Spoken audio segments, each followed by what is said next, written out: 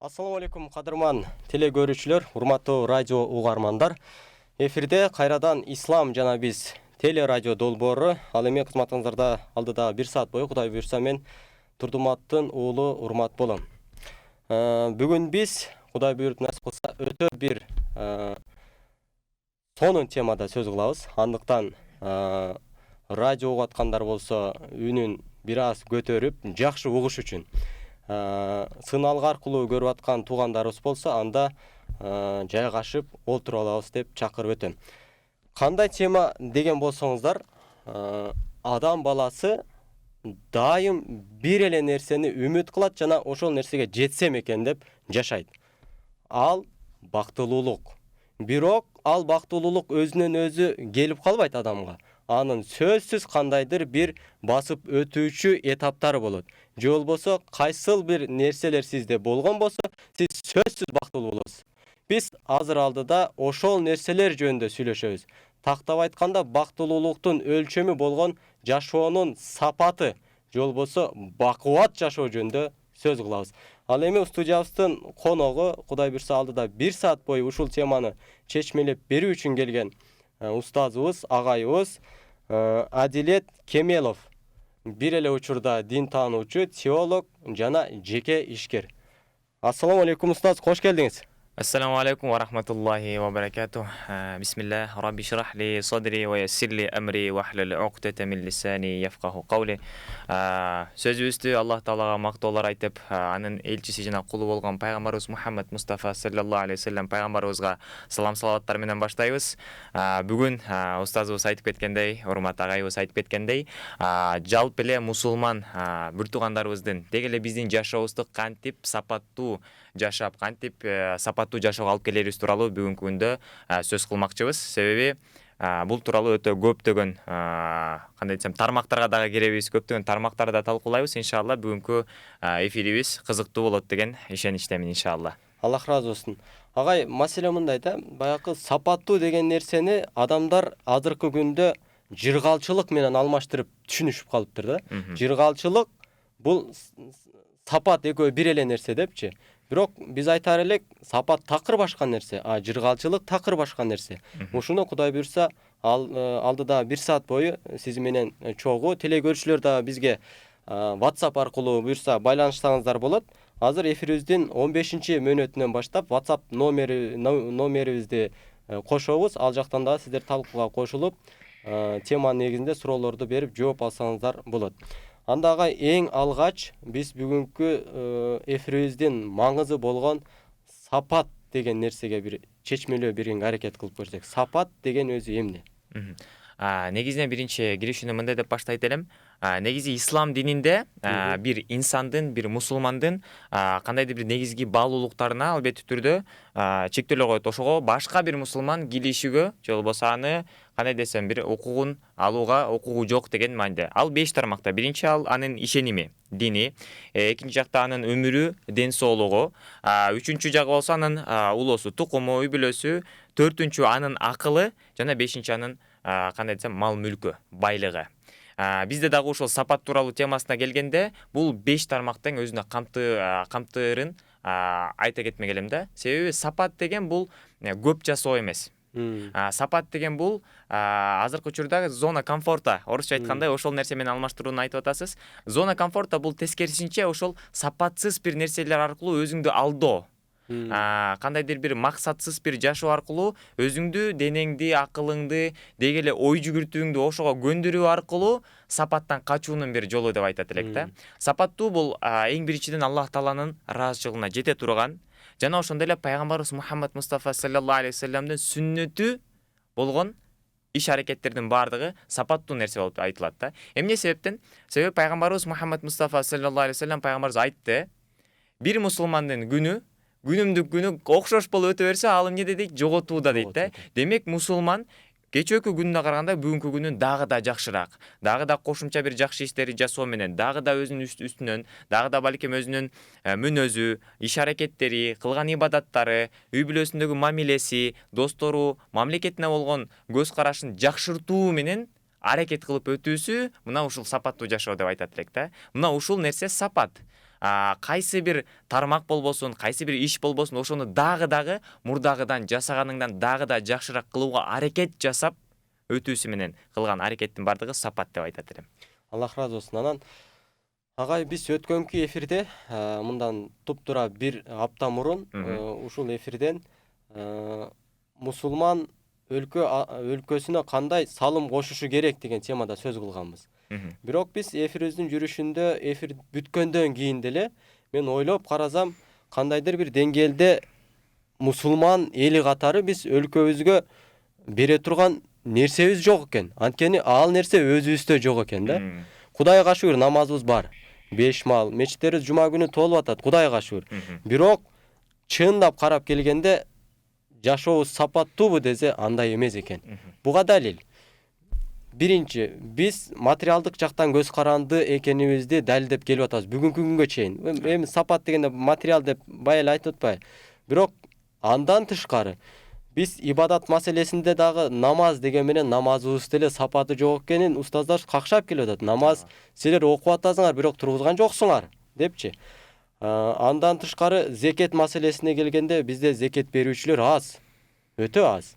Ажыга баргандардын саны деле мындай канааттандырарлык эмес. Мен жаңы эле азыр эфирге келип атып, Дагестандын айрым бир мисалдарын угуп калдым. Ал жакта айтат, орозо мечитте дейт, мечитте кызматкерлер мамлекеттик кызмат иштеген, андан башка кызматта иштегендерге караганда өтө чоң айлык алат дейт да. Бул кандайдыр бир деңгээлде мусулманчылыктын күчтүү экенинен мисал да. Айтайын дегеним, биз мусулман катары күчтүү, сапаттуу болгондо гана мамлекетке кандайдыр бир нерсени бере алат окшойбуз дейм да. Бул маселедечи көбүнчө мусулмандардан деги эле жалпы биздин коомубуздан сураган учурда ар дайым негедир биринчи деңгээлде мамлекет мага эмне кылды деген суроо менен башталат да, ар дайым көп учурда. Мамлекет мага окутууга мүмкүнчүлүк түзүш керек, же болбосо мейли диний жактан кайсы тармактан албасак, мамлекет же болбосо ушул мамлекеттик ишкер же президент же бул диний аалым же бул диний ишкер мага бир абал түзүп бериш керек, анан мен бир нерсе жасап баштайм деген ишеничте. Мисал катары сурасак, бүгүнкү күндө эмнеге терроризм жайылып жатат, же болбосо мусулмандарыбыздын бүгүнкү күндө айтып атабыз, Кыргызстан 93% мусулман, бирок кандай сапаттагы мусулман деген бул экинчи суроо болуп атат да. Анан ошол суроону бергенде баары айтып атат, бул имамдар жеткире албайт, же болбосо имамдар толук балким билимин жеткире албайт, же болбосо өздөрүнүн илими толук эмес деген, же болбосо мамлекет эмнеге бүгүнкү күндө финансылык жактан артта калып атабыз деген суроого келгенде баардык эле адамдар такалып барып президент, депутаттар иштебей атат деген негизге такалып атышат да. Бирок мен айтат элем, эгерде биздин ошо көрүп жаткан көрүүчүлөргө ар дайым ушундай суроо болгондо эң биринчи башка бирөөгө көрсөтүп жаткан учурда калган 3 биздин бармагыбыз бизди өзүбүздү көрсөтүп жатканын айтат элем да. Ар дайым биринчи өзүбүздөн башташыбыз керек да. Бүгүнкү күндө эмне себептен диний тармакта биздин мусулмандар жакшы, сапаттуу мусулман боло албай жатат? Өзүңдөн кара. Өзүңдү карап көрүш керек да.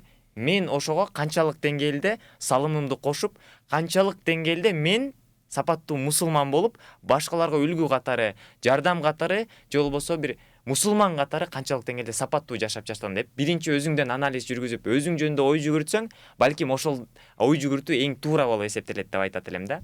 Анан сиз айтып кеткендей, өзгөчө бизде мусулмандар тармагында аябай башка тармактардан бөлүп жаруу аркылуу дагы биздин сапаттуу жашообуз дагы бөлүнүп жатат деп айтат элем да. Мисалы, биз көптөгөн теологдордун, мындайча дин таануучулардын дагы конференциялары, чогулуштары өтүп турат. Анан ошол жактан багы бир жумуштарды жактаган учурда светтик жана диний илим, светтик жана диний көз караш деген сыяктуу бир бөлүү, жаруу башталат да. Эгерде биз бүгүнкү күндө светтик жана диний деп илимдерди бөлө турган болсок, мисалы мен акыйда илимин, же болбосо фыкх илимин, же болбосо Куран илимин, бул Аллах Тааладан. Ал эми физика, биология бул Аллах Тааланыкы эмес, бул азыркы учурда адам баласынын ойлоп табылган бир илими катары деп эсептеп турган болсом, демек мен ташты ыргытсам, жерге түшкөн бул жер тартылуу күчү бул Аллах Тааладан эмес деген түшүнүккө барып такала турган түшүнүк да. Бирок тилекке каршы биздин мусулмандар дагы азыркы учурда ошол өз убагында 18-кылымда католик багытындагы диний агымдын ошол диний адамдардын мамлекеттен бөлүү үчүн атайын светтик жана диний деген түшүнүктү чыгарганды бизге да келип жеткендиги тилекке каршы бизди өкүндүрөт бүгүнкү күндө.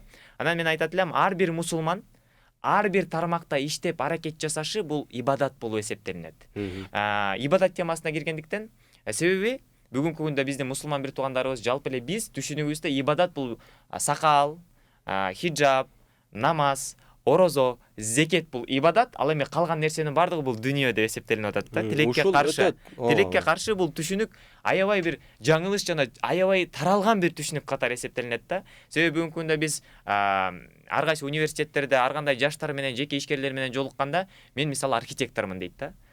Анан архитектормун деп айтканда сүйүнүп айтпайт да, коркуп айтат да. Мен дүнүйөгө кирип кеттим, мен архитектормун, мен дүнүйөлүк илимди алып жатам дейт да. Анда менде суроо болот. Эгерде баарыбыз эле диний жакка кирип кетсек, баарыбыз эле молдо болуп кетсек, анда биздин балдарыбызды ким багат? Балдарыбызды ким тарбиялайт мугалим катары? Эгерде биз ооруп кала турган болсок, биздин ден соолугубузду кимдер карайт? Ким бизден кийинки муун катары биздин мамлекетибизди экономика тармагында, медицина тармагында, туризм тармагында ким өнүктүрөт деген түшүнүк келип такалат да. Демек, ибадат бул ислам дининде аябай чоң бир түшүнүк. Ибадат бул ибадат, ооба, намаз, зекет бул ибадат. Бирок ошол учурда мен үй бүлөмдү багуу үчүн иштеп жатып, акча таап жаткан болсом, бул дагы ибадат болуп эсептелинет. Бул жакта бардыгы бир чоң нерсеге барып такылат. Бул ниетке жараша. Эмне ниет менен мен ал ишти аракетти жасап жатам? Эгерде мен бир ниетим менен мейли бир столду жылдырып аткан болсом, мейли мен ошол ниетим менен бирөөгө жардам берейин деп бараткан болсом, ар бир басып аткан кадамым, ар бир жүгүрүп аткан оюм дагы ибадат болуп эсептелинет Аллах Тааланын алдында. Ошол себептен бул ибадат түшүнүгү жана исламдагы көп тармактуулук түшүнүгүн бардык адамдарга жана бардык мусулмандарга жайылтуу керек. Бул эң биринчи жана эң маанилүү азыркы учурда тилекке каршы көйгөй катары бир айтат элем да азыркы учурда. Анан сиз баягы жакшы айтып өттүңүз да, дүйнөлүк жана акыреттик деген нерсе бизде аябай мындай ачыгын айтканда мусулманча толук жашоону кандайдыр деңгээлде алаксытуучу бир курал катары өзүбүз билбеген абалда колдонуп аткандайбыз да. Дүйнөлүк жашоого азгылып кетпе, акыретиңи ойло депчи. Сиз айткандай чынында ар бир кылып аткан, бирок ишиң адалдыгы биринчи кезекте болот атпайбы? Анан ниетиң жана адалдыгы, албетте. Мен ушул нерсени чечмелеп берүүңүздү каалайт элем. Биз 24 саат кылган дуабызда ушул нерсе бар да. О Аллах бизди бул дүйнө жана акыретте бактылуу кыл дегенчи. Демек, бул дүйнөдө эгер бактылуу болуш үчүн мечиттен чыкпай калыш керекпи? Бул дүйнөдө бактылуу болуш үчүн эмне 12 ай бою орозо кармаш керекпи? Ушул бул дүйнөнүн бактылуулугу эмне менен өлчөнөт мусулман кишиге? Мындайча айтканда, бул дүйнөнүн дагы рахатын алуу менен бактылуу бейиштегидей жашоого мусулманга мындай эмне тоскоолдук кылат дейм да, анын ою эмнеси? Түшүнүктүү. Алла ыраазы болсун. Негизи ушул сиз айтып өткөн жана дүнүйө жана акыретти бактылуулук деп айтып атпайбызбы? Негизи бизде ислам аалымдарынан сурашыптыр да, бул иман деген эмне? Дегенде көптөгөн, албетте түрдө көптөгөн ачыктамалар бар. Бирок азыркы учурда эң мага жаккан ачыктамалардын бири бул жүрөктүн тынчтыгы дейт да. Иман деген бул жүрөктүн тынчтыгы. Кайсыл учурда менде жүрөгүмдө тынчтык пайда болот десем, менде бардык тармакта менде кандай десем бир жашоо балансы бар болгон учурда. Албетте түрдө менин ибадатым аябай жакшы болушу мүмкүн, тахажжудка турушум мүмкүн, орозо көп кармашым мүмкүн. Бирок ошол эле учурда менин үй бүлөм ачка калып, кышында үшүп, шишип өткөрүп аткан болсо, бул кандай бактылуу, кандай жүрөктүн тынчтыгы болуу ыктымалдуулугу бар. Албетте түрдө бул дин деген бул чоң бир түшүнүк. Дин деген бул жол. Мына ошонун ичинде анан ислам түшүнүгүндө анан ибадаттары бар. Айтып өткөндөй биз жогоруда. Мына ошол ибадаттар аябай көп тармактуу. Ошол ибадаттарды кылуу аркылуу биз Аллах Тааланын ыраазычылыгына жетебиз жана Аллах Тааланын ыраазычылыгында анан эмне бар? Адам баласынын бактылуулугу бар. Бактылуулук эмне десек, бул биздин ар бир жасаган аракетибиз эгерде ал Аллах Тааланын ыраазычылыгына багытталган болсо. Ошого ниет коюлуп, ошонун негизинде биз бир нерсе жасаган болсок, демек анда бул иш акыр аягы биздин жүрөгүбүздүн, деги эле биздин жашообуздун жана жалпы адамзаттын бактылуулугуна алып бара турган нерсе деп айтат элем да. Мына ошол бактылуулук. Бактылуулук бул айтып өткөндөй ибадаттын түрү, ал жумуш, окуу, өзү ибадат, намаз окуу сыяктуу, ошондой эле мамиле, мунун баардыгы ибадат. Айтып өткөндөй, эгерде ал Аллах Тааланын ыраазычылыгына багытталган болгон учурда. Ушинтип айтат элем. Аллах разы болсын. Анда агай, биз азыр теле көрүүчүлөргө дагы биз менен баарлашууга мүмкүнчүлүк түзүү үчүн атайын байланыш номерлерибиз бар. Бул түз эфирге байланышуу коңгуроо аркылуу эмес, балким WhatsApp суроолорду жолдосоңуздар болот. Ал үчүн сиздер 0705 94 96 41 деген номерге суроолоруңуздарды жазсаңыздар болот. Кайталайм, 0705 94 96 41 номерлери сиздер үчүн WhatsApp аркылуу суроолоруңуздарды бизге жеткирүүчү көпүрө деп кайталап тактап өтөлү. Сиздер угуп жаткан Ислам жана биз долбоору бүгүн биз сапаттуу жашоо деген темада сөз кылып атабыз. Андыктан бизге жаңы кошулгандар үчүн эскертип өтөлү. Ал эми агай ушул аягында кандайдыр бир деңгээлде биз башында айтып өттүк, намазыбыз Кудайга шүгүр 5 убакыт туруп калды, устаздарыбыз сайрап намаздын маңызын, башкасын түшүндүрүп атып, анча колунда барлар зекетин деле берип калды. Орозодо ооз бекиткендердин саны деле көбөйүп калды. Курман айтта баягы намазга баргандардын деле саны көбөйүп калды. Бирок бунун баардыгы ким десе мусулман, бирок ошол эле учурда кедейлик деген нерсе бизден өтө алыстабай атат да. Бул нерсеге кечеги баягы баардык дүйнөнү чочулаткан вирустун келүүсү дагы канчалык элибиз мындай кандай деңгээлде колунда барлар элди көтөрдү, Кудайга шүгүр. Бирок дагы деле муктаж мындай кедей жашагандардын саны көп экен. Жана алардын өзгөчө мындай баса белгилеген айта турган нерсе, алар мусулман катары кедей жашагандыгы кандай деңгээлде мындай өкүндүрөт да мени чынындачы. Мусулман дайым сергек жашоого мындай умтулуш керек да. А сергектик баягы Куран сүннөт турган, колунда Куран сүннөт туруп, ал кедей жашоосу өзү кандай деңгээлде мындай уяттуу сыяктуу да. Ушуга кандай жана кыласыз? Абдан жакшы суроо. Эң көйгөйлүү суроолордун бири. Себеби азыркы учурда көптөгөн мусулмандарда, мусулман бир туугандарыбызда эки жактан бир көйгөй бар. Бул биринчи финансылык жактан жакырдык. Себеби тилекке каршы кандайдыр бир деңгээлде динди түшүндүрүүдө адамдарга бул кедейлик бул жакшы. Пайгамбарыбыз өзү кедей болгон. Ошол себептен бул кедей болуп жашоо аркылуу акыретте бейишке кирүүнүн жолу дагы оңой. Бул пайгамбарыбыз ушундай болуп жашаган деген түшүнүк бул бир. Анан ошол себептен бизде көптөгөн дүнүйө менен акыретти бөлүүнүн себебинен дагы дүнүйөнү кой, андан көрөк акырет үчүн иштейли. Намаз кылалы, зикир кылалы, орозо кармайлы деп кошумча дагы кошулган түшүнүк пайда болду да. Анан ага кошулуп, үчүнчү биз өткөндө жогоруда айткандай светтик менен диний деп билимди бөлүп, интеллектуалдык жактан дагы караңгылык бар. Диний жактан алганда биз ошол эле аяттарды башка тармактар менен салыштырып, адамдарга жеткирүүдө дагы эмне болобуз, кыйналабыз да азыркы учурда. Анан сиз айтып өткөн биринчи түшүнүккө кайрыла турган болсок, исламдагы жакырдык темасы. Ошол чындыгында эле бизде кандай десем, ылайык келеби биздин мусулмандарга, биздин жашообуз ошону менен бул кемчиликпи же артыкчылыкпы деген түшүнүк келип чыгат да.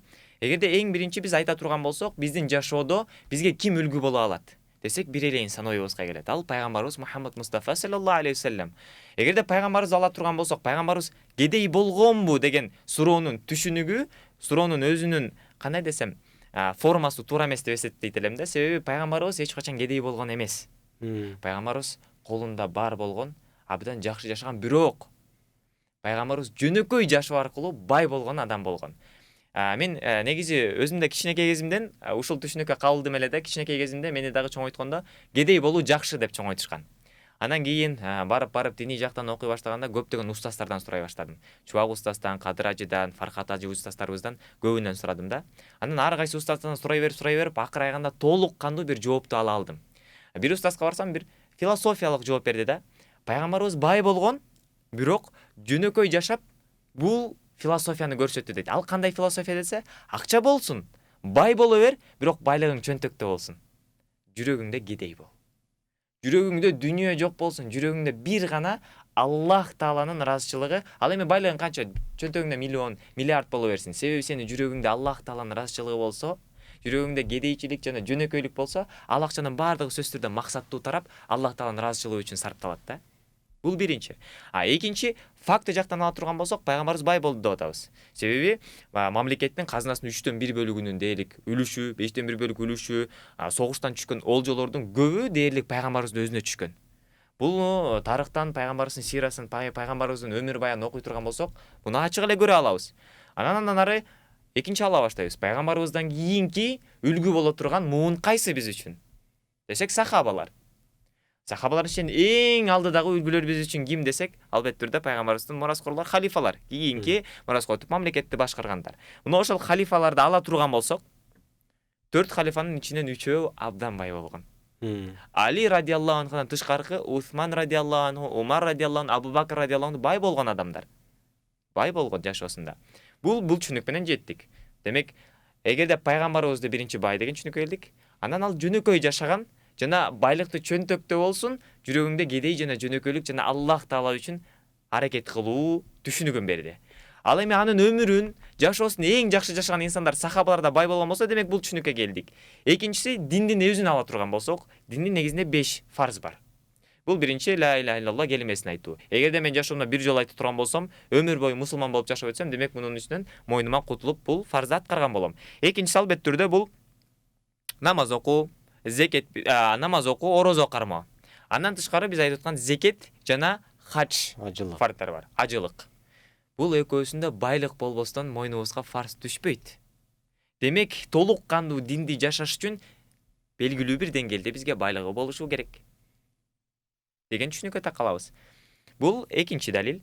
Үчүнчү жактан ала турган болсок, көптөгөн аалымдарыбыздын көбү абдан бай адамдар болгон жана көп тармактарда мындайча айтканда адиси болгон көп тармактардын. Мисалы, өзүбүздүн эле Абу Ханифа рахималлаху алейх, Ханафи мазхабынын негиздөөчүсү Абу Ханифа рахималлаху алейх ала турган болсок, азыркы учурга байлыгын кото турган болсок, 200 миллион доллардын тегерегинде байлык болот экен да. Элестетип көрүңүз. Соодасы, тармагы, түшкөнү эми элестетип көрүңүз. Ошол учурда 200 миллион долларлык байлык менен жүргөн аалымдардын бири азыркы учурда дүйнө жүзүндө эң чоң мазхабтардын бирин негиздеп кетти. Мындайча айткандай, финансылык жак бул бизге динибизди жашоонун оңойлотуунун инструменти. Себеби биз үй бүлөбүзгө жардам беребиз десек, мамлекетибизге салым кошобуз десек, билим тармагына, медицина тармагына, мейли кайсы тармак болбосун салым кошобуз десек, албетте түрдө көп нерсе, бардык эмес, көп нерсе барып тилекке каршы финансылык жакка тагылат. Эгерде биз бүгүнкү күндө өзүбүз кедейчилик менен, жакырлык менен жашай турган болсо, өзүбүз жардам бере албай турган абалда болсок, кантип мамлекет, кантип үй бүлө тууралуу сөз болсун. Ошол себептен биринчи тармакта бул финансылык жакты мен эң мындай көйгөйлүү тармак катары карайт элем да. Себеби өзгөчө тилекке каршы дин таануучулар тармагында да ушу финансылуу сабаттуулук жок. Ошол себептен көп диний аалымдарыбыз, көп дин таануучулар өзүн өзү камсыздай албагандыктан, сырт жактан камсыздоодон улам тилекке каршы кээ бир көз караштар кирип келет биздин мамлекетке. Эгерде балким ар бир инсан өзүн өзү камсыздай алган болсо, балким сырт жактагы көз караштар, кулакка шыбыроолор да жок болот беле биздин динибизде деп ойлойт элем да. Ошол себептен финансылык сабаттуулук бул бардык жакка таасир бере турган эң бир чоң тармактардын бири. Ал эми экинчи жагы бул интеллектуалдуу сабаттуулук. Себеби биздин азыркы учурда көптөгөн бир туугандарыбыз бир эле дин тармагын өзгөчө баягы YouTube'дан көрүп алган видеолор аркылуу эле баягы динди жеткирүүнүн аракетин көрөт да. Албетте түрдө ниети жакшы, кылган аракети жакшы, бирок көп учурда ошол интеллектуалдык жактан баягы дагы маалымат аз болгондуктан улам кээ бир маалыматты балким өзү туура эмес түшүнүп алуу аркылуу туура эмес жеткирип алуу коркунучу дагы бар да. Бул бир. Экинчи жагынан бүгүнкү күндө биз айтып атабыз 93% биздин мамлекетибиз мусулман. Бирок кандай сапаттагы деген бул экинчи суроого такалып атат да. Эгерде мен бүгүнкү күндө бир врач, же инженер, же курулуш бир компаниянын, же болбосо бир ишкерге динди жеткирем дей турган болсом, ага анын тармагында эч бир маалыматым жок болсо, ага мен өзүмдүн мындайча айтканда динимди жеткирүүнүн аракетин көрөм. Ал болсо мага өзүнүн бизнесинин көз карашын жеткирүүгө аракет кылат да. Мындайча айтканда экөөбүз бири-бирибизди түшүнбөй калабыз. Эгерде менин кандай десем интеллектуалдуулук жактан маалыматым болсо, ар тармактуулук бар болсо менин жашоомдо, сөзсүз түрдө мен ага динди жеткирип берүүм дагы анын түшүнүгү, анын көз карашы, анын жанында туруп, ага жакын болуп динди түшүндүрүп бере алат элем да. Анан үчүнчү жагы болсо, менимче бардык эле мусулмандар бир гана динди жеткирүү сөз менен эмес, балким жашоо менен дагы ошол аракетке өтсөк жакшы болот эле. Бир гана сөз аркылуу биз такыба болушубуз керек, биз финансылык жактан өнүгүшүбүз керек, биз интеллектуалдык жактан өнүгүшүбүз керек деп эмес, балким айтып атканда эң биринчи өзүмдөн баштап мен финансы жактан сабаттуумунбу? Азыркы учурда өзүмдү өзүм камсыздап, мамлекетиме, элиме, жериме пайда берип, жумуш орундарын жаратып, мамлекетиме салык төлөп бир жардам бере алып атамбы азыркы учурда? Же ошого деңгээлим жеттиби? Интеллектуалдуулук жактан мен дагы динди туура түшүнүп, туура жашап, адамдарга да туура жеткирип жатамбы деп суроо менен берүүдөн баштасак дагы, анан ошону иш жүзүнө өткөрүп, жашоо менен көрсөтсөк абдан дагы жакшы болот эле. Себеби кайсы бир устаздардын сөзү бар, мен мусулман мамлекетине барып, мусулмандарды көрдүм, бирок ислам динин көрө алган жокмун дейт да. Европа, батыш мамлекеттерине бардым, ал жактан исламды көрө алган жокмун, бирок мусулмандардын жашоосун көрө алдым дейт да. Себеби ал жакта ошол эле убакытка тактуулук. Бизде кыргыздарда аябай жакшы нерсе бар да, кечигип келүү. Саат 6-га десе 8-ге келет, 9-га келет. Анан айтып атканда интеллектуалдык жактан дагы сабаттуулук жок. Ошол маселени дагы көтөрөт элем да. Биздин мусулмандар оозубузда ислам дини бар, жашообузда ислам дини жок. Ошол эң бир чоң көйгөйлөрдүн бири болуп атат да.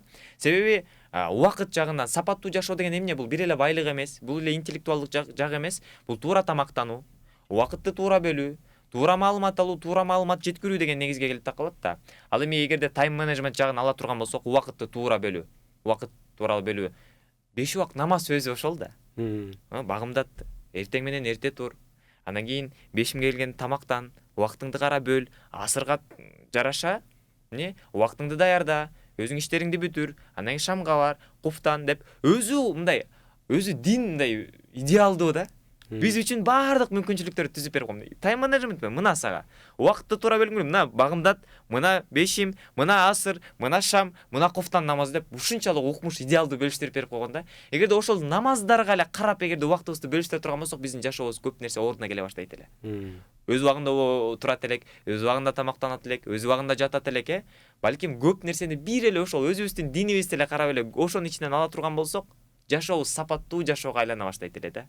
Убакыт жагынан, дин жагынан, интеллектуалдуулук жагынан, үй бүлө мамиле жагынан, финансылык жагынан, баардык жагынан биз өнүгүп, сапаттуу бир жашоого өтөт элек. Анан мен баамымда кандай деңгээлде өзү ислам идеалдуу, эч кандай кемчилдиги жок экенине биз акыйкатта ишенебиз жана ал нерсени Аллахтын астында баягы ыйманыбыз ошого байланышкан нерсе да. Бирок ошол идеалдуу нерсени биз интеллектуалдык деңгээлде түшүнө албай атабыз деген нерсени мен түшүндүм сизденчи. Эми интеллектуалдык деңгээлде түшүнүү үчүн эмне, кандай кадам болуш керек мусулмандарда? Абдан жакшы суроо. Мен муну бир аят менен айтып элем. Эстаиду билла. Najm сүрөсүнүн 39 жана 40 аяттарында Алла Субхана Куранда мындай дейт да. Ва ан лейса лил инсана илля ма саа ва ан са'яху сауфа юра. Адам баласы эмнеге аракет кылса, ошого жетет дейт. Жана анын аракети жакын арада көрүнөт дейт да. Эгерде биз бул аятты карай турган болсок, бул аяттын өзгөчөлүгү, мааниси ушунчалык терең, бул аятты түшүнүп, ушул аятка амал кылуу менен эле жашообузду көп нерсени чечип койсок болот да, сапаттуу жашоого өтүп кетсек болот. Кантип? Эгерде эки аятты карай турган болсок, ва ан лейса лил инсана илля ма саа. Адам баласы эмнеге аракет кылса, ошого жетет деп атабыз да. Анан ва ан са'яху сауфа юра. Жана анын аракети жакын арада көрүнөт. Бул жакта карап турсак, Аллах Субхана эки аяттын бир гана аракет тууралуу айтып атат да. Жыйынтык тууралуу эч бир маалымат жок. Себеби биз айтып атабыз да, канткенде мен интеллектуалдык жактан өнүгөм, канткенде мен бай болом. Бул жыйынтык. Биз аракет жасайбыз, жыйынтык келиши бул ошол биз айтып аткан жыйынтык, мына ошол нерсе.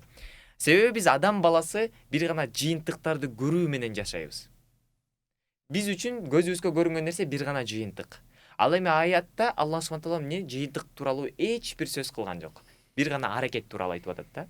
Себеби эмнеде? Мисалы сиз экөөбүз биргеликте араб тили курсуна бара турган болсок, сиз күнү түнү аракет кылып окудуңуз, аракет жасадыңыз, күндө окуйсуз. Күнү түнү. А мен эч бир нерсе окупайм. Сабактарга келем, уктап кетем, ушундай да айтор. Аны экөөбүз барып, эмне кылабыз? Акырында экзамен тапшырабыз. Сиз кыйналып, ойлонуп 20 балл алып калдыңыз. Мен ойноп, ар кайсыны тоголоктоп атып 100 балл алып кеттим. Сиз 20 балл алыш үчүн канча аракет жасадыңыз? Мына ушул жерде суроо. А мен 100 балл алышым канча аракет жасадым? Кыяматка барганда менин 100 баллым Аллах Тааланын алдында баалуулугу мынчалык. А сиздин 20 баллыңыз Аллах Субхана Тааланын алдында баалуулугу абдан чоң. Жыйынтык эч бир мааниге ээ эмес. Ислам дининде жыйынтык деген түшүнүк жок. Себеби жыйынтык 100% менен толугу менен Аллах Тааланын колунда. Себеби адам баласы экөө бирдей эле аракет жасап, ар кандай жыйынтык алып калышы мүмкүн. Биздин түшүнүгүбүз бир гана аракет. Биз демек аятта ала турган болсок, мен өмүр бою аракет жасай берем. Кандай жыйынтык болот мааниге ээ эмес. Болгон аракет жасадым. Себеби бул жашоодо, жалпы дүйнөдө адам баласында ушундай бир система жок, адам баласынын аракетин баалай турган. Биз бир гана жыйынтыкка карайбыз. Сиз канча аракет жасадыңыз, дипломду жактай алган жоксузбу, болду. 4 ай аракет уктаган жоксу, аны эч ким көрө албайт. Же мен олимпиададан чемпион болсом, ошол 5 мүнөттүн ичинде чемпион болгонумду бардыгы көрүшөт дагы 4 жыл кантип аракет жасаганымды эч ким көрө албайт да. Аллах Тааланын дини ушунчалык адилеттүү дин, жыйынтыкты эмес. Менин ошого кылган аракетимди карайт. Канча аракет кетти ошол жыйынтыкка жетиш үчүн. Жыйынтык маанисиз, себеби жыйынтык сөзсүз түрдө Аллах субхана тааладан деп атабыз, 100% менен. Демек ошол мейли кичинекей жыйынтык болсун, мейли чоң жыйынтык болсун, мен канча аракет жасадым. Карасаңыз, ушунчалык адилеттүү падышанын дини биз үчүн кандай ырайым, кандай мээрим. Ислам дининин мына идеалдуулугун дагы ушул жерден көрө алабыз да. Биздин аракетибизди баалаган дин экенин көрө алабыз да. Демек жыйынтык маанисиз. Болгону бизден аракет керек. Кыяматка барганда дагы бир түшүнүк бар да, таразага тартылат амалдар. Эсептелет деген жок да. Эгерде биз эсептелет дегенде айтылмак. Сен так 100 рекет окудуң, сен 150 рекет окудуң, сен так 5ке кир, сен токтоп тур, дагы сурак бересиң деген алды. Бирок айтылып атат да, таразага тартылат депчи. Демек ал жакта санда эмес дагы маани сапатта. Мен балким 100 жолу зикир кылып Аллах Тааланы эстешим мүмкүн, бирок эптеп-септеп, жөн эле оозго алуу максатында. Себеби Аллах Таала айтып атат да Куранда, айткылачы, мени эстөө менен жүрөк эсе албайбы деп атат да. Ошол эле учурда сиз түшүнүү менен, ой жүгүртүү менен Аллах Таала ыраазы болуп, чын жүрөгүңүздөн бир жолу зикир кылганыңыз кыяматта барганда менин 100 зикиримин оорураак болушу мүмкүн. Мына ушуга мааниге келип такалып атат да, сапаттуу деген нерсе чын жүрөктөн жакшы жасалган иш, санда эмес маселе. Ошол себептен биз дагы аракет кылганда балким санга эмес, сапатка аракет жасашыбыз керек да. Мейли сен бага 100 рекетти нафиле окуганчакты 5 рекетиңди сапаттуу, хузу менен, жүрөгүң менен ачылып, Аллах Тааланын алдында туруу менен окусаң, ал да канча жогору болот да Аллах Тааланын алдында, албеттүү түрдө. Ар бир кылган амалыбызда, ар бир кылган аракетибизде ушул аятты эстөө менен жыйынтык маанисиз. Мен аракет жасайм, миллионер боломбу, болбоймбу, бирок Аллах Тааланын ыраазычылыгы үчүн ушул тапкан акчамды Аллах Тааланын жолунда сарптайм. Аллах Тааланын жолунда илим алам, билбейм, алым боломбу, болбоймбу, мага маанисиз. Аллах Тааланын жолунда аракет кылам, бирок кылган ишимди сапаттуу кылам. Деген түшүнүк менен жашай турган болсок, бардык жашоодо көйгөйдүн баары чечилип кетет да. Себеби жыйынтык Аллах Тааладан, жасаган аракет бизден. Мейли адамдар жыйынтыкты көрө берсин, бирок Аллах Таала менин аракетимди көрүп атат деген жүрөктө болот да. Аны ошондон улам жүрөктө жана эмне дейт? Мухсиндер деген кандай десе, бул ар дайым Аллах Таала мени көрүп турат деген жашоо менен, ошол түшүнүк менен жашаган инсандар дейт да. Себеби Куранда Аллах Таала улам мен мухсиндерди жакшы көрөм деген аяттары көп кездешет да.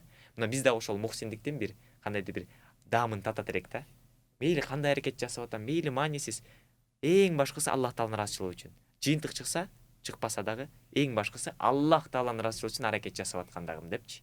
Анан эң башкысы сапаттуу аракет жасап аткандыгым дейт да. Мына ушул нерсе аркылуу биз деги эле жашообузду 180 градуска өзгөртөт элек да, жашообузду дээрлик. Аллах ыраазы болсун. Урматтуу теле көрүүчүлөр, бизге WhatsApp аркылуу келген суроолордун айрымдарын Кудай буйруп насип кылса жума күнү Шариат теле радио долбоору болот. Ошол жактан Шермухаммад Ахматжан уулу сүйүктүү устазыбыз сиздердин суроолоруңуздарга жооп берет. Ал эми биз бүгүн сапаттуу жашоо, интеллектуалдык деңгээлде ойлонуу деген багыттагы бир эфирди алып баруудабыз. Андыктан жашооңуздарды кантип сапаттуу жашоого өзгөртөм деген кандайдыр ушул темага тиешелүү суроолор болгон болсо, сөзсүз биздин устазыбыз алдыда жооп берип өтөт. Ал эми жалпы ибадат, баягы намаз, же болбосо баягы күйөөмдү кантип ыраазы кылам жана башка деген маселелерди сөзсүз түрдө жума күнү Шермухаммад устазыбыз сиздерге жооп берет деп ишендирип өтөлү. Ал эми агай баягы интеллектуалдык деңгээлде ойлонуунун же болбосо ошол ойлонуу без балким ой жүгүртүү дейли. Анткени биз баягы сабактарда өтпөдүкпү? Ойлонуу менен ой жүгүртүү эки башка такыр. Ой жүгүртүү баягы кыймылга алып келүүчү, максаттарды коюп берүүчү нерсе болсо, ойлонуу жөн эле ойлонуу. Отурган жерде. Ошо ой жүгүртүү, сапаттуу ой жүгүртүү үчүн адамда эмне болуш керек? Абдан жакшы суроо. Бул ойлонуу жана ой жүгүртүү негизинде ортосунда өтө чоң айырма бар да. мисалы эки инсанды ала турган болсок, бир инсан өтө көп маалымат билип алып жөн эле ойлонушу мүмкүн да. Бир инсан өтө аз маалымат алып алып жакшы ой жүгүртсө, ал сөзсүз түрдө акыйкатты табат, ал сөзсүз түрдө жакшы сапаттуу бир жашоого жетет дейт элем да. Ой жүгүртүү, ойлонуу эмес, ой жүгүртүүгө кантип келебиз? Албеттүү түрдө туура суроо берүү өзүбүзгө. Албеттүү түрдө баардык нерсе өзүбүздөн башталыш керек. Туура тамактануу, туура нерсенин баардыгы туура ой жүгүртүүгө барып такалып атат да. Туура ой жүгүртүү үчүн эң биринчи туура суроо берүү, эң биринчи өзүбүзгө. Эмнеге? Эмнеге ислам дини идеалдуу дин? Эмнеге мен мисалы башка пайгамбарыбыз эмнеге мынчалык идеалдуу болгон? Эмнеге мен мынтип жашай албайм? Канткенде мен ушинтип жашай алам деп өзүңө ар дайым суроо берип изденгенден улам, ошондон туура ой жүгүртүү башталат. Анан баалай баштайсың баалуулуктарды. Бул нерсени кылбай, бул нерсени кылуу аркылуу балким мен дагы идеалдуулукка дагы жакындайм депчи. Себеби идеалдуулукка жакындоо дагы пайгамбарыбыздын сүннөтү деп айтат элем да. Себеби эгерде кимден үлгү алабыз десек, сөзсүз түрдө пайгамбарыбыздан алып атабыз да. Мына ошол изденүүнүн булагы дагы пайгамбарыбыз да. Балким биздин бүгүнкү күндө сапатсыз жашообуздун дагы негизи пайгамбарыбыздын жашообузду билбегендиктен улам келип чыгат.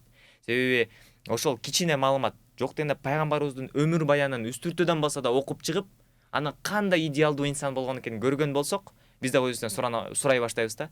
Канткенде мен эми идеалдуу боло алам?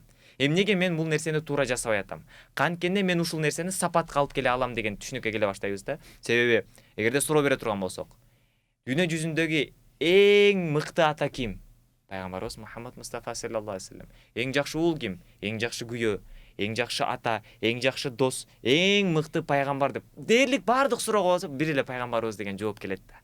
Ошол себептен пайгамбарыбыздын жашоосун окуп, анын ал жөнүндө маалымат алып, жана ошонун негизинде өзүбүзгө суроо берип, ой жүгүртсөк, жашообуз дээрлик өзгөрө баштайт эле дейм да. Ой жүгүртүү ошондо пайда болот эле да, себеби отуруп алып өзүбүздүн жашообузду карап алып ой жүгүртө турган болсок, көп нерсеге жетпей калышыбыз мүмкүн. Себеби биздин айланабызда бизге үлгү болуп бере турган, же өзүбүздүн жашоодон ала турган сабактар да жок болуш ыктымалдуулугу бар да, көп бир туугандарыбыздын өзүбүздүн жашообузда. Ошол себептен ар дайым бир нерсени алганда, үлгү тутканда, маалыматты караганда ар дайым булактан алыш керек деп ойлойм да. Куран жана сүннөт. Ошол себептен ой жүгүртүүнү башташ үчүн да ушул эки нерсеге кайрылыш керек да. Албеттүү да. Пайгамбарыбызды карай турган болсок, пайгамбарыбыз убакыттын бөлүүсүндө, финансылык сабаттуулугунда, мамлекетти башкаруусунда дээрлик баардык жагында биз үлгүнү таба алабыз да. Ошол себептен канткенде мен да ушундай мыкты ата боло алам деген суроо келгенде, пайгамбарыбызды кара, пайгамбарыбыздын жашоосун кара, пайгамбарыбыз кандай ата болгон, пайгамбарыбыз кандай дос болгон, пайгамбарыбыз кандай соода сатыкта кандай мамиледе болгон деген жоопторду алуу менен өзүбүздүн жашообузга бир нерсени киргизе баштайбыз. Айткандай, биз дагы идеалдуулукка умтулуубуз шарт. Ар бир мусулмандын. Идеалдуу болуш үчүн бир эле дин жакта өнүгө бергениң идеалдуу болбой каласың да. Сен бир эле тармактуу болуп каласың да. Дин дегенин мындай. Дин дегенде мен тилекке каршы ушинтип бөлүүгө дагы мажбурий болуп атабыз да. Себеби инсандардын арасында дин, финансы, светтик деп тармактарга бөлүп койду да. Ошол себептен жеткирүү да. Дин дегенде мен ибадат маселелерин айтып атам да. Эмне фыкх жагын, акыйда жагын, диний илимдер тармагын айтып атам. Ал эми ошол эле учурда идеалдуу болуш үчүн биз финансылык жактан дагы сабаттуу болушубуз керек. Интеллектуалдуулук жактан дагы, дине мүчөбүздү дагы. Себеби хадисте келет, күчтүү мусулман алсыз мусулманга караганда жакшыраак Аллах Тааланын абалында дейт, алдында дейт да. Күчтүү мусулман дегенде кандай? Бул физикалык жактан эле күчтүү болуп кетсем, мен Аллах Тааланын алдында жакшымын? Жок, бул жакта түшүнүк физикалык жактан эле эмес да. Бул жакта күчтүү мусулман деген бул интеллектуалдуулук жактан дагы, такыбалык жактан дагы күчтүү болгон мусулман, финансылык жактан, ата-энесине, бир туугандарына, досторуна мамиледе дагы күчтүү болгон мусулман, туруктуу болгон мусулман Аллах Тааланын алдында башка мусулмандарга караганда жакшыраак деп айтат элем да. Ошол себептен биз дагы ошол күчтүү мусулман, идеалдуу бир мусулмандыкка биз дагы умтулуп, ошого аракет жасап, кадам таштап, ошонун негизинде ой жүгүртсөк, алда катар алдыга басып, умтулуп бир жыйынтыктарга жетебиз деген ишеничтемин албеттүү түрдө. Бизде WhatsApp аркылуу бүгүнкү темага тиешелүү суроо келген экен. Сапаттуу жашоону уюштура албаган мусулманга кандай жардам бар дейт да. Мен буну бир аз редакциялап бергим келет эле да. Бул тууганыбыздын суроосун мен түшүндүм окшойт. Сапаттуу жашоону эмнеден баштайбыз деп бергизи келсе керек. Абдан жакшы суроо. Анткени кандай жардам бар деген сөз, бер деген сөз да. Балким эмнеден баштайбыз деген маани болушса керек ушулчу. Түшүндүм. Албетте түрдө бул ар бир адам айткандай туура ой жүгүртүүсү шарт эң биринчи. Анализдеш керек жашоосун. Менде кайсы тармак алсыз болуп жатат азыр? Демек өзүңдөн башта. Өзүңдөн баштайсың. Сапаттуу жашоону Сапаттуу өзүңдүн жашоо, жашооңо албетте. көзөмөл сал. Көзөмөл. Өзүңдүн жашооңду үстүртөдөн карап көрүш керек. Сыртка чыгып. Мынакей мен, Адилет. Сырттан карайм. Менин жашоом кандай? Диний жактан өзүмө канча баа берем? Эгерде 1ден 10го чейин бере турган болсом, мисалы 3 деп коелу. Финансылык жактан мен өзүмө канча берем? 2 же 0 же 1. Интеллектуалдуулук жактан же минуска кетип калышыбыз ыктымалдуулугу да бар бул тармакта. Анан ошол эле учурда интеллектуалдуулук жактан, бир туугандарыма кылган мамиледе, ата-энеме кылган мамиледе, жаран катары менин өзүмө берген баам кандай? Деп анан баракка чийип алып, анан карай баштайбыз да. Анан анализдин жыйынтыгында чыга баштайт. Мен деген көрсө жалаң эле бизнес тармакка кирип кетиптирмин да. Көрсө менин намаздарым сапатсыз боло баштаптыр. Ошол эле учурда ата-энем менен, бир туугандарым менен болгон мамилемди токтото баштаптырмын. Же болбосо интеллектуалдуулук жактан, илим билим жактан өспөй калыптырмын, ордунда токтоп калыптырмын деп өзүңдүн анализиңди жасай баштайсың да. Демек өзүңдүн үстүңдө иште. Албетте ошондо жыйынтык келе баштайт. Анан ошондо биз ачык өзүбүздү көрөбүз да. Себеби бул жашоодо белгилүү конкреттүү түрдө инструмент айта албайсың да. Себеби ар бир жашоо, ар бир адамдын жашоосу бири-биринен өзгөчө. Өзгөчөлөнүп айырмаланып турат. Эгерде баарыбыз эле бир инструментти колдонсок, баарыбыз окшош болмокпуз да. Бирок баарыбыздын жашообузда өзгөчө бир абал бар. Балким бир туугандарыбыз менен ар кандай жашоодо учурлар болот. Ошону эске алып, жашообузду карасак, белгилүү кайсы тармакта биз алсыз болуп жатканыбыз көрүнөт да. Мына ошол алсыз болуп жаткан тармактан биринчи баштарды сунуштайт элем да. Ал балким ибадат тармагы болушу мүмкүн дин жактан. Ал балким кээ биринде финансылык тармак болушу мүмкүн. Бирөөндө балким физикалык жактан өнүгүү болушу мүмкүн, туура тамактануу болушу мүмкүн, ден соолук тармагы болушу мүмкүн. Анан ошонун негизинен мындай тизме кыла баштайбыз да. Демек өзүңүз кагазга жазып, ушундай албетте түрдө. Мындай өтө жакшы кириш деген сөз экен. Ооба, албетте түрдө ансыз баягы диний жакты жакшыртышыбыз керек. Финансылык жакты жакшыртышыбыз керек деген бул туура эмес болуп калат да. Ар бири өзүнө ылайыкташтырыш керек ошол нерсени. Өзүнүн жашоосун анализдеп карап, эми мен эмнеден баштайын биринчи. Эгерде ибадат жагым жакшы болуп атса, бирок үй бүлөм финансылык жактан кыйналып атса, демек мен убактымдын кайсы бир бөлүгүн эми финансылык сабаттуулукка бөлө башташым керек. Канткенде менин үй бүлөм финансылык жактан бир эркиндикке жетет. Канткенде көз карандысыкка жетет деп карай башташым керек да. Эгерде мен илим билим тармагынан токтоп, ошол жагынан өспөй калган болсом, канткенде мен дагы өөрчүйм. Кайсы чөйрөгө барышым керек деп издене баштайсың да ошол учурда. Ошол себептен мен айтат элем, эң биринчи бул жеке анализ. Жеке анализ. Жашоонун анализи. Мен азыр кайсы абалдамын? Жана ошол тармактан мен өзүмө кандай баа берем? 1ден 10го чейин. Диний ибадаттарым, андан кийин үй бүлө, мамиле, достор бардыгына кайсынысы менен кимде кандай мамиле кылып жатам? Андан кийин финансылык жактан, физикалык жактан, спорт жактан, ден соолук жактан, анан ошондой эле чөйрө тармагында мен кайсы чөйрөнүн арасында жүрөм? Ушул тармакта мен дагы бир нерсе айтат элем, чөйрө абдан таасир берүүчү бир фактор катары айтат элем. Себеби мисал ала турган болсок, 13 жаштагы 3 бала деп айталы. 13 жаштагы 3 бала. Бирөө айына 1 миллион сом табат, ал үчүн нормалдуу нерсе. Бирөө дөңгөлөк уурдап жашоосун табат. Анан ал түрмөгө отуруп калат. Ал үчүн дагы жашоосунда нормалдуу нерсе. Бирөө бар, толук ибадатка кирген, Куранды жаттап чыккан, таква, 5 маалга, ошол учурда эле финансылык сабаттуулугу бар. Булга дагы жашоосунда бул нормалдуу нерсе. Үчөөнө тең нормалдуу нерсе кылып көрсөткөн фактор, таасир берген нерсе бул чөйрө. Эгерде мен уурулардын чөйрөсүндө жашасам, мен үчүн уурдоо бул нормалдуу нерсе болуп калат. Эгерде мен таквалардын арасында болсом, мен үчүн тахажутка туруп, 5 убакыт намазга бекем болуп, ибадат кылуум нормалдуу нерсе. Эгерде мен финансылык жактан өнүккөн бир чөйрөдө болсом, ал чөйрөнүн ичинде мен дагы айына 1 миллион сом, 2 миллион сом, 1 миллион сом табуум, ал дагы нормалдуу нерсе боло баштайт да. Ошол себептен айтат элем, бул адамдар менен байланышканда дагы ошол чөйрөнүн дагы сапатына караш керек. Мен өзүм кайсы абалдамын? Эми кайсыл жакка баргым келип атат? Эми ошол жакка баруу үчүн кимдер менен байланышышым керек? Себеби менин досторум уурулар болсо, уурулардын арасында таква болуп, финансылык жактан өнүгүүм мүмкүн эмес. Оор. Ошол себептен финансылык жактан өнүккөн чөйрө, жакшы акча тапкан, финансылык сабаттуулугу бар чөйрө каякта? Диний тармактан таква болуп, намазга бекем болгон, достор, бир туугандар ошолор кайсыл жакта деп ошол жакты изденип ошол чөйрөгө кошулсам, менин өнүгүүм дагы жеңил боло баштайт. Аллах ыраазы болсун. Кийинки суроого кезек берели. Жашоомдо жалкоолуктан кантип арылсам болот дейт. Балким бул суроону бир аз жиликтеп көрөйүн. Жалкоолук деген өзү эмне? Анан менимче жообун түшүнүп алат. Жалкоолук деген өзү эмне? Жалкоолук деген нерсе, мен биринчи айтат элем, бул максатсыздык. Максатсыздык. Максаттын жоктугу. Себеби албеттүү түрдө инсан эгерде максаты бар болсо, анын жалкоолукка жол жок.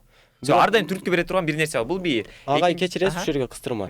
Максат дегенде элдин түшүнүгүн мен деле кайсыл бир учурда ошол түшүнүктө болгон болушу мүмкүн. Максат дегенде окуп аткан болсо, мен окуп атпаймынбы дейт да. Мен максатым бар го дейт. Мен базарда иштеп атпаймынбы дейт да. Бирок жалкоолук бар менде дейт. Демек бул максатпы өзү? Максат кандай болуш керек? Түшүндүм. Максат биринчи эмне? Максат бул кандай десем, бул процесс болушу мүмкүн. Мисалы окуп аткан бул процесс. Мен окуп атам азыркы учурда. Бул процесс, бул максат эмес. Максат эмес. Менин максатым ким? Алым болуш болсо, мына ошол максатым мени алым болуш. Анан ошо алым болуш үчүн эмне кылышым керек? Кандай процесске, кандай чөйрөгө катышышым керек? Мына ошол максат. Максатым ким?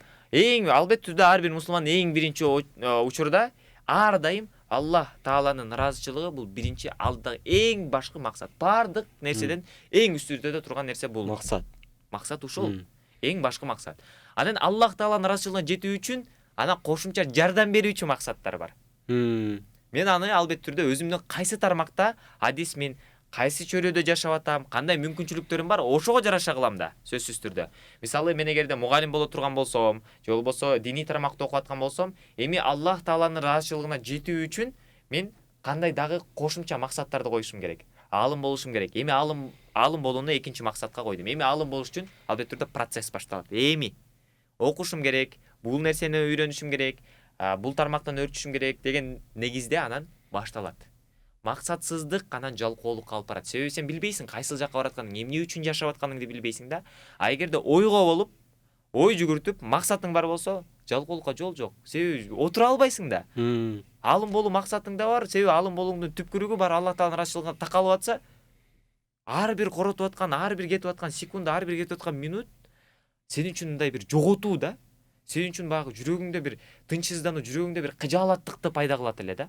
Ошол себептен максатсыздыктын жыйынтыгы бул эң биринчи жалкоолукка барып такалат да. Эгерде жакшы, өзүм каалаган, чын эле сапаттуу, Аллах Тааланын ыраазычылыгына жете турган бир максат бар болсо, анда жалкоолук өзүнөн өзү жоюлат эле. Демек, сен эмнеге жалкоом эмес, балким сен максатың барбы жокпу ошону кара. Албетте түрдө эң биринчи ошол нерседен баштайт эле. Кантип туура максат койсо болот? Жашоосу ушундай бир дайым процессте болуш үчүн, кыймыл аракетте болуш үчүн. Кантип туура максатты койсо болот? Ар ким өзүнүн тармагына жараша дейли. Мисалы, айтып өткөндөй, эң биринчи эле биз максатыбызды эң биринчи ар дайым приоритетте Аллах Тааланын ыраазычылыгы үчүн деп коюшубуз керек. Бул бир. Анан экинчи, өзүбүздүн абалыбызга, чөйрөбүзгө, өзүбүз тандаган бир тармакка жараша экинчи максатты коебуз. Кантип мен Аллах Тааланын ыраазычылыгына жетем дегенде анан майда максаттар кете баштады. Алым болуу аркылуубу, бизнесмен болуу аркылуубу, медицинадан бир врач, доктор болуу аркылуубу, же билим берип мугалим болуу аркылуубу деп анан экинчи майда максаттар кете баштайт да.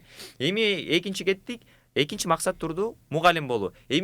Суроо кетет. Кандай мугалим болуу? Кандай бизнесмен болуу? Кандай диний ишкер болуу? Менин максатым. Жөн эле мугалим болуп калуу, жөн эле күндө келип эле, жөн эле сабак берип коюп эле кетип калганбы? Же менин максатымда мугалим болуумдун максаты Кыргызстандын келечегинде Кыргызстанды өнүктүрүп, жалпы адамзатка, жалпы үммөткө пайда алып келе турган балдарды тарбиялап чыгаруубу? Менин максатым жөн эле акча табуубу? Же ошол акча табуу аркылуу балким өзүмдүн коомума, мамлекетиме жардам берип, мамлекетиме салым кошуп, мамлекетимди өнүктүрүү үчүн мен эмне кылып атам? Ишкерликти, бизнести баштап атамбы? Деп ой жүгүрткөндө анан туура максаттар пайда боло баштайт дейт элем да. Себеби мындай болуп калат да көп учурда. Ар бир максаттын түпкүрүндө бир идеологиясы болот деп айтат элем да. Мисалы, мен бизнес кылып атсам, бизнес акча табуу үчүн болсо, бул акча табуу процесси акча табуу үчүн болсо, түшүнүксүз. Мына караңыз. Бизнес акча үчүн эмес. Бизнес акча үчүн жасалбайт. Биз намазды намаз үчүн окубайбыз да. Мына ошол да, түшүнүк мына ошол жерде. То есть максат туура болуш керек. Мен намазды эмне үчүн окуп атам? Намазды намаз окуу үчүн окуп атамбы? же Аллах Тааланын ыраазычылыгы үчүн окуп атамбы? Аллах Тааланын ыраазычылыгы үчүн мен намаз окуп атам. Бизнес бул өзү акча табуу деген нерсе, туурабы? Эми акча табууну мен акча табуу үчүн табып атамбы, же акча табууну эмне үчүн табып атам анда? Алла Тааланын ыраазычылыгына жетүү. Алла Тааланын ыраазычылыгына жетүү үчүн кантип жете алам? Мечит курушум керекпи? Мамлекет үчүн бир мектеп курушум керекпи? Ишкана жаратып, бир завод куруп, мамлекетке бир жумуш орундарын пайда кылышым керекпи деген максатка барып анан такалса, анан мына ошондо туура максаттар пайда боло баштайт. То есть бир нерсени кылуунун үстүндө ар дайым идеология, эң башкы нерсе турат. Жашоо призмасы. А биздин мусулмандардын жашоо призмасы, идеологиясы бул бир гана Аллах Тааланын ыраазычылыгы. Анан мына ошого байланган максат ар дайым туура максат болуп эсептелинет. Эгерде мен мугалим болсом, Аллах Тааланын ыраазычылыгына жетүү үчүн мен кандай мугалим болушум керек? Жөн эле келип кетип сабагымды берип коем, бул акымды гана берип атам да. Себеби мен ал үчүн айлык алып атам, маян алып атам. Эми Аллах Тааланын ыраазычылыгына чыныгы жете турган аракеттерди кантип жасашым керек? Мамлекетиме салым кошкон чыныгы ат уулдарды тарбиялап, ошолор бара мамлекетибизди өнүктүрсүн деген түшүнүккө келсек, албетте түрдө ошол максат эң баалуу болуп эсептелет эле биз үчүн. Эми кандай деңгээлде түшүнгөндөр үчүн Аллах насип кылсын ошол түшүнүгүңүздөрдү максат коюуну ой жүгүртүү менен аныктап алдык дейли. Аллах насип кылсын ошол нерсени. Эми ошол максатка жетүүнүн процесси так болуш үчүн эмне кылыш керек? Адам эмне кылыш керек ошол максатына оңой жетиш үчүн? Максатына оңой жетиш үчүн эмне кылыш керек? Бул жерде бир нече фактор таасир берет да. Жогоруда айтып өткөндөй, максатыбызга жетүүнүн нерсеси бул жыйынтык. Жыйынтык Аллах Тааладан сөзсүз түрдө. Жыйынтык Аллах. Демек, биз максатыбыз жыйынтык эмес, ошол максатка кетип бараткан жолду тандап, ошол жолдо болуубуз. Ошол жолдо дайым болуу. Ар дайым аракет кылуу. То есть мусулмандардын арасында мындай нерсе бар да, мен бүгүн бир проект баштай калам, бир бизнес баштай калам, бизнесим туруктуу эмес, проектим дагы туруктуу эмес. Же болбосо бүгүн зикирди баштайм, адамдарга даават кылууну, динди жеткирүүнү баштайм, бирок бир жумадан кийин токтоп калам. Максатка жетүүнүн эң башкы инструменти, ачкычы туруктуулук. Туруктуу намазда болуу, туруктуу ибадатта болуу, туруктуу проект улантып. Мейли, сен күндө бир эле адамга динди жеткирип, бир күндө 100 адамга аракет кылба. Бир эле адамга, бирок күндө. Күн сайын. Күндө бир күндө эле 100 000 сомду садака кылып таратам де кереги жок. Күндө 1 сомдон акырындан, колуңда болгон мүмкүнчүлүк менен бирок күндө. Зикирди бир күндө отуруп алып 24 саат кыла коем деген деиштин кереги жок. Күндө акырындан намаздан кийин бир аздан зикир менен жүрөктү акырын даярдайлы. Эң башкысы максатка жетүүнүн жолу бул туруктуулук.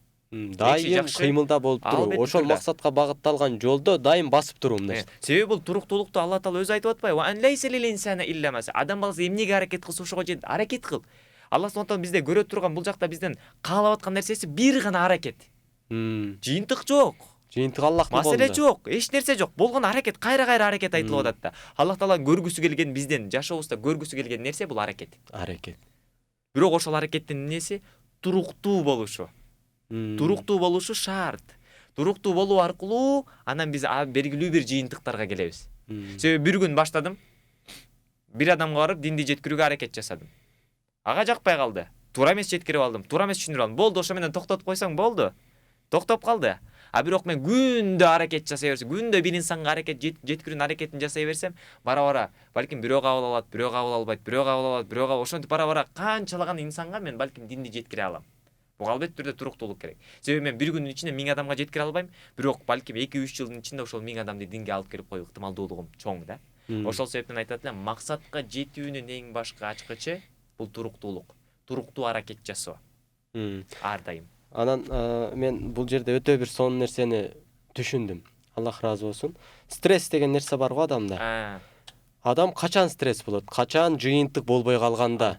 Демек, бул стресс жыйынтыкка карап эмес, балким кыймыл аракет жалкоо болгонуңда стресс бол, өзүңдү ойготуу үчүн. Жыйынтыкка стресс болуунун зарылдыгы жок, анткени Аллахтын колдогон нерсеге биз киригише албайбыз деген нерсени түшүндүм. Демек, сен жалкоосуң, анда сен өзүңү мындай сөк дейт элем да. Сен туура ордуңдан, жыйынтык Аллахтан, сен кыймылың кыла бер. Жыйынтыкка карап стресс болбо депчи. Демек, кандай деңгээлде стресс өзүнүн ордуна түштү окшойт. Жыйынтыкта эмес, балким сен жалкоолугуңда да. Элестетиңиз, ушул бир эле аяттын жашоого кирүүсү менен канча нерсе өзгөрүп, жашообузда канча нерсе пайдага болуп, сапатыбыз жакшырат эле да. Стресс, депрессия деген нерсенин баары кетет. Себеби биз билебиз, менден бир гана аракет. жыйынтык Алла Тааладан. Эми ошол аракетин болгондо туруктуу болосу. Болду, ошол эле нерсе. Ошол себептен мен айтат элем, инсандарыбызды, мусулман бир туугандарыбызды ар дайым аракет жасоо аркылуу, бирок ошол аракетибиз белгилүү бир максатка байланып, анан туруктуу болуусу болсо, ар дайым биздин жашообузда сапат болуп, сапаттуу бир жашоого өтөт элек деп айтат элем да. Аллах разы болсун. Анан биздин телекөрүүчүлөрдүн кийинки суроосу бар экен. Баягы ассаламу алейкум дейт. Ва алейкум салам рахматулла. Азыркы жаштардын көпчүлүгү баягы телефон оюндары менен алек болуп калды. Ошолорго кандай насаат айтат элеңиз дейт. Кыскача жооп берсеңиз, биздин убакыт өтө тар, анткени жыйынтыктоого да сөз беришибиз керек. Телефон менен мисалы бүгүнкү күндө ооба тилекке каршы телефондо дагы азыр көп жаштарыбыз отуруп атат. Өтө көп алаксытуучу бир фактор катары. Бирок ошол баягы эң жок дегенде ошол жаштардын максаты жок болгон, өзүңүздүн балаңыз, бир тууганыңыз, агаңыз, эжеңиз болсо, ошолорго өзүнүн кандай десем, максатына байланышкан бир алек таап берүү. Балким мен диний жакка кызыккан болсом, мени ошол чөйрөгө алып баруу. Эгерде ошол чөйрөнү таап, мен элестеткен чөйрө, мен каалаган нерсе бар боло турган болсо, ал биринчи деңгээлге чыгат да. Эмне себептен адам баласы телефон карайт азыркы учурда, эмне кыларын билбей калганда. Отуруп алып, телефон чукуламай, боштуктан, оюн ойномой, ар кандай соц тармактарга, соц желелерге кирмей, ошонун баардыгы ошондон башталат да. Ошол себептен айтат элем, эң биринчи ошол мейли балаңыз болсун, бир тууганыңыз болсун, агаңыз болсун, ошого өзүнүн максатына байланышкан бир алек таап берүү, ошого жардам берүү. Ошондо ал өзүнүн баалуулугун, өзүнүн жеке ички потенциалын ойготуп, балким ошондон улам жеке эле өзүнө эмес, балким жалпы коомго, мамлекетибизге, жалпы мусулман үммөтүнө пайда бере турган бир инсан болот эле. Ушул жерде темабызга баягы чынында телефон азыркы күндө адамдарды өтө алаксытып аткан бир фактор катары карайлы да. Мен айтат элем да, керек болсо кепилдик берем. Ким телефондо күнүнүн көп убактысын өткөргөн болсо, ал оюн эмес, балким соц тармактар болсун. Демек, анын сөзсүз жашоосу сапатсыз дейт элем. Демек, бул сиздин жашооңуздун кедей болушуна алып бара турган жол. Андыктан эми айтарга алек боло турган, кыймылга келтире турган бир нерсе балаңызга таап бериңиз, ал сотко кармабай ошо менен алек болуп калсын деп кошумча кылып өтөбүз. Анда агай биздин эфирибизге дагы 2 мүнөттүк убакыт калды бүтөөрүнө. Аллах разы болсун. Өтө сонун эфир болду деп айтып өтөйүн. Жалпы бүгүнкү теманын негизинде жыйынтыктоочу сөз 1 мүнөт убакыт. Чоң рахмат сиздерге да терең ыраазычылык билдирем, ушундай мүмкүнчүлүк берип, бизге дагы түз эфирге чыкканга мүмкүнчүлүк бердиңиздер. Бул да аракет болду. Биздин темабызга байланышкан. Кандай жыйынтык чыгат, биз билбейбиз, бир гана Аллах Тааладан, бирок кичине болсо да биздин бир аракетибиз болду. Айтат элем, ар бир инсан өзүнө жеке жашоосуна максат коюп, максатынын түпкүрүндө Аллах Таалаганын ыраазычылыгына жетүү максаты менен жашап, жашоосун сапатка которуп сан эмес. Ошол тармакта мамлекетибизге, элибизге, динибизге салым кошуунун негизинде ар дайым ой жүгүртүп, ошонун негизинде жашаса, биздин коомубуз, мамлекетибиз деги эле жашоо жакшы жакка өзгөрөт. Ал эми өзгөрүү өзүбүздөн башталат деп айтат элем. Аллах разы болсун. Кадырман телекөрүүчүлөр, урматтуу радио угармандар, сиздер Марва телеканалында, Насихат радиосунда Ислам жана биз теле радио долбоорун күзөтүп алдыңыздар. Кызматыңыздарда мен урматтуу уулу болдум. Бүгүн биз сапаттуу жашоо, бакубат жашоо деген темада сөз кылдык. Ал эми эфирибиздин жүрүшүндө канткенде биздин жашообуз сапаттуу болот деген суроолорго жооп алдыңыздар деп ишеним менен айта алабыз. Андыктан бул эфирдин кайталоосун YouTube каналдан да көрсөңүздөр болот. Буюрса Facebook'тан, Instagram'дагы Марва телеканалынын баракчаларынан көрүп алсаңыздар болот, Кудай буюрса. Ал эми биз Кудай буюрса түз бир аптадан кийин 17:00-дө сиздер менен жолугушабыз. Кийинки эфирибизде дагы мусулмандардын жашоосун мындан дагы сапаттуу деңгээлге алып чыга турган сөздөр болот. Андыктан дайым биздин эфирибизди күзөтүңүздөр. Ал эми биздин режиссерлук пультта отурган агаларыбызга, оператор жигиттерибизге Аллах разы болсун. Кызматын кылышып атат. Аллах алардын да жашоосун сапаттуу болушуна өзү тагдырына жазган болсун. Ар бириңиздер өзүңүздөрдүн жашооңуздарга анализ жасаңыздар жана максат коюп, аракетке келип, пландап, эң мыкты пайгамбарыбыз үммөттөрүнүн катарына кошулуңуздар деп каалоо тилек айтып өтөбүз. Аракетке келиңиздер. Ассаламу алейкум.